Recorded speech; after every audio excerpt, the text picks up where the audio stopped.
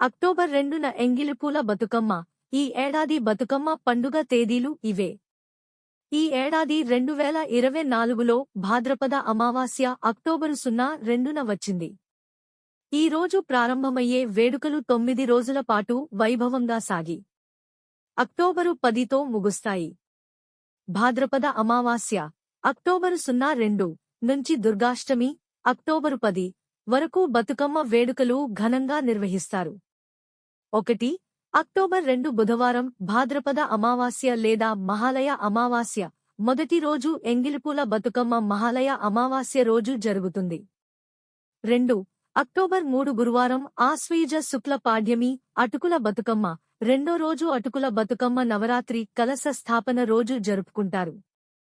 3 October 4 శుక్రవారం ఆశ్వయుజ శుక్ల విద్య ముద్దపప్పు Bathukamma.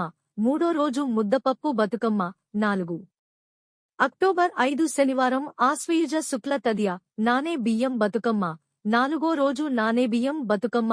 5 October 6 ఆదివారం ఆశ్వయుజ శుక్ల చవితి అట్ల బతుకమ్మ. ఐదో రోజు అట్ల బతుకమ్మ.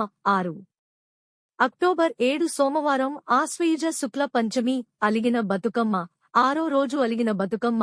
ఈ రోజు అమ్మవారికి నైవేద్యం సమర్పించరు.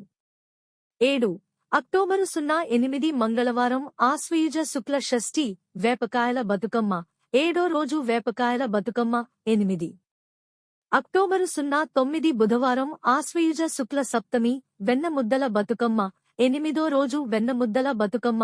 10 అక్టోబరు 10 గురువారం ఆశ్వయుజ శుక్ల అష్టమి దుర్గాష్టమి సద్దుల బతుకమ్మ. బతుకమ్మ పండుగలో 9దో రోజు సద్దుల బతుకమ్మ జరుపుకుంటారు. ఈ రోజు బతుకమ్మలను గడిచిన రోజుల కన్నా పెద్ద పరిమాణంలో తయారు చేస్తారు. ఈ రోజు ఆఖరి రోజు కావడంతో సంబరాలు అంబరానంటుతాయి. భారీ బతుకమ్మలు తయారు చేసి ఆడిపాడిన తర్వాత తీసుకెళ్లి నిమజ్జనం చేస్తారు. ఈ వేడుక దుర్గాష్టమి రోజు జరుపుకుంటారు.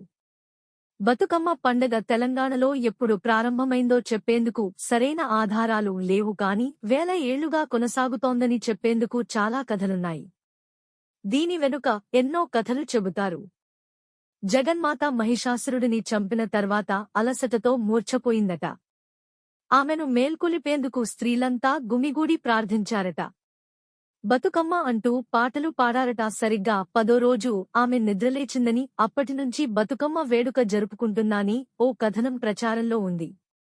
ఈ వేడుకలో అలిగిన బతుకమ్మ రోజు మినహా మిగిలిన రోజుల్లో అమ్మవారికి రోజుకో రకమైన నైవేద్యం సమర్పిస్తుంటారు. ఈ వేడుకల్లో పాల్గొనే తెలంగాణ ఆడబిడ్డలను చూసేందుకు 2 కళ్ళు సరిపోవు.